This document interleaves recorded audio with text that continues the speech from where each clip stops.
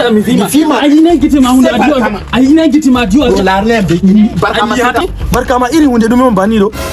wanda mi wa fada dona sarki haraka wanda mu mi mo ha fada dona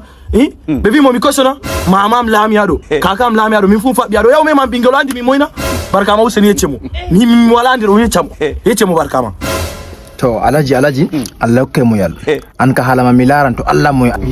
mi fam Barkama do non volvi kamina ni mo hata mzima iskona Barkama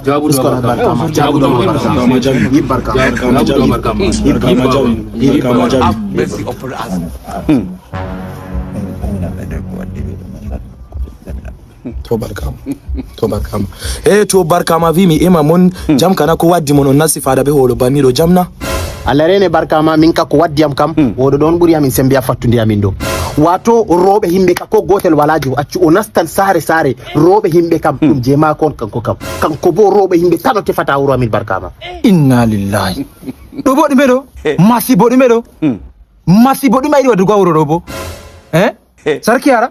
bani Barkama do kana be buri amin sembe wallahi irin saboda mabon cede warti wala wuro en nyahobe hallo atutani hakke nyam duwala be tutata ko umon bani Barkama wallahi o yinay gite mako de ko vi intamiro pado do feina men bana yinay gite mako no ye ciado Allah ta robi me panna me jumbani do Barkama la risko nairu odon mi yamo be mi ko mon asmaudo inna lillahi wa inna ilaihi raji'un habe de ko Barkama fu a chai hala do buri sembe Barkama riska nairu minka o kita odo ka sharia kam mbare gotan kanko kam Barkama yeccam lawlaw mi da diuna labiam yidi jam moytar fudai moytar Barkama uro ka timide be mako ta ce ma hafe wa fu annina huni ma do fewa useni fudina ko kalum ta useni Baba. Na am bingelam. Taravi mwadina baba okita bapa Zakariyaou sirlama ko yejiti. Alhamdulillah.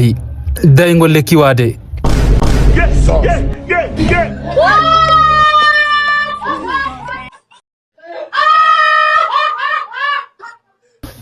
Kita dolor tana zero. Mbari nem Zakariyaou duya